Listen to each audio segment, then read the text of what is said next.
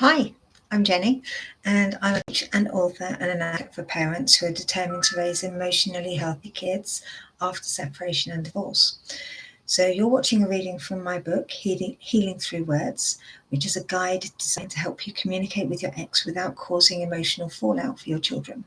So, whether you're dealing with high conflict co parenting, being misunderstood, or simply trying to stay calm in the chaos, this space is for you. So, let's dive in and explore how the right words can protect your child's peace and your own. So, this is the book, Reading Through Words. You can find it on Amazon.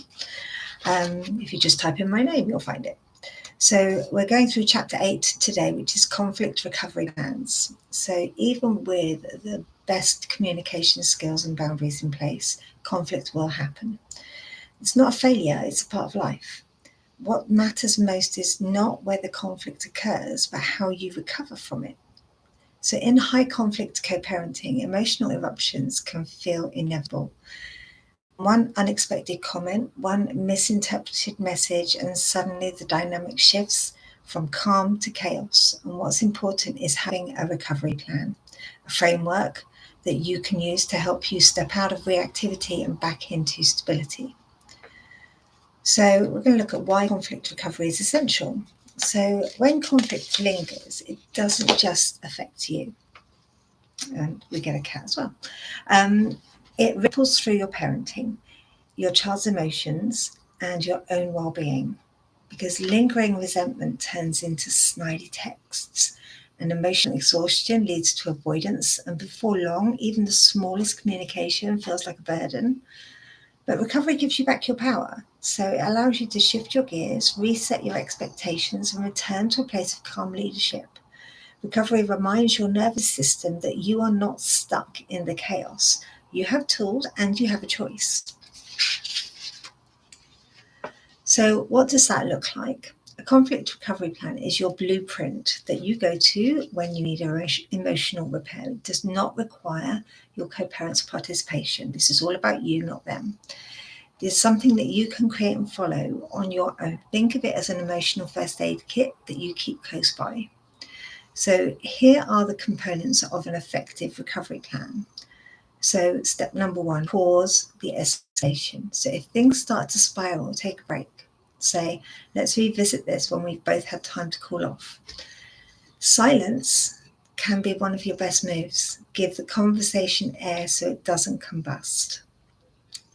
Number two, regulate your nervous system. So use grounding tools, breathing, movement, cold water, splash your face with cold water, put your hands in cold water, help yourself shift out of that fight or flight mode. That could be, jumping up and down a few times, doing a bit of shadow boxing if you want to pretend that it's your ex on the other side of the wall. Whatever works for you to help you to move out of that fight or flight. And then reconnect with your values before deciding your next step. So ask yourself, what does my calm self want to do here? And then number three, reflect, do not ruminate. So ask yourself, what triggered me? What did I need in that moment? And what can I do differently next time? So when you reflect, it builds insight. So rumination builds shame. So stay curious, not critical. Number four, repair the connection with your child. This is so important. If they witnessed tension or they sensed your stress, offer reassurance. Things got a little bit intense earlier. That wasn't about you. I'm okay and you're safe. It's as simple as that. You don't have to explain the adult conflict. You just need to provide them with safety and calm. Number five, reframe the situation. So practice reframing conflict as an opportunity to model regulation, grow grace. So I had a hard moment and I handled it better than last time. Notice progress. Even a smaller outburst is a quicker recovery. A quicker recovery or one thoughtful reply is growth, not sliding back. You're not sliding back to zero. And number six, reset your approach. So revisit your boundaries. Is there one that you let slide? So return to neutral communication. Go back to BIF, brief, informative, friendly, and firm. Re-establish your rhythm. Sometimes the best way to recover is to calmly do the next right thing. And you can apologize without over-explaining.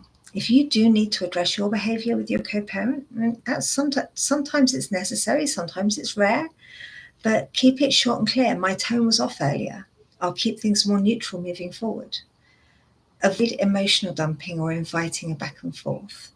Make the repair and then move forward. So you can avoid phrases like, I only said that because you, blah, da, da, da, da. You're deflecting blame. You made me feel blah, blah, blah. You're assigning emotional responsibility. You have to take ownership of your own behavior. Nobody can make you feel something else. You are the owner of your emotions. You can stick with, that was not how I wanted to handle it. And I've reflected and I'll do better next time. Your child is looking at you and learning how to repair from you. So when you model recovery, your child is learning that mistakes are part of being human, that conflict is not the end of connection, that accountability does not require shame, and emotions do not have to be buried. They can be managed and released.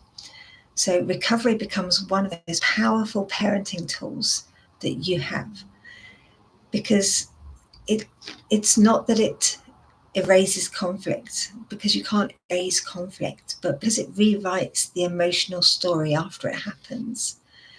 Your child does not need to be protected from every single disagreement, but they do need to be protected from unresolved, explosive conflict that has no closure.